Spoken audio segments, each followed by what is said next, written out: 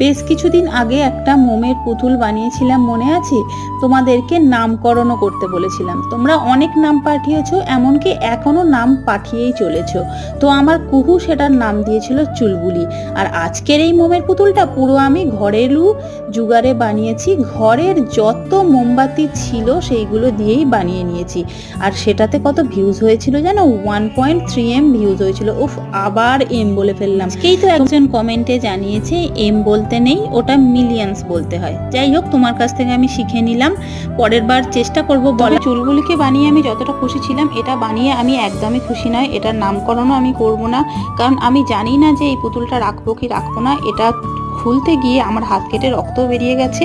আর এই পুতুলটা বানিয়ে আমি একদম খুশিও নয়, কারণ এটা ঠিক মনের মতো হয়নি। দেখো, হাত মুখ সব জায়গায় কীরকম একটা বিশ্রী ধরনের জিনিস তৈরি হয়েছে। তোমরা কমেন্টে জানিও তো, এটা রাখবো নাকি ভেঙে আবার তৈরি করব।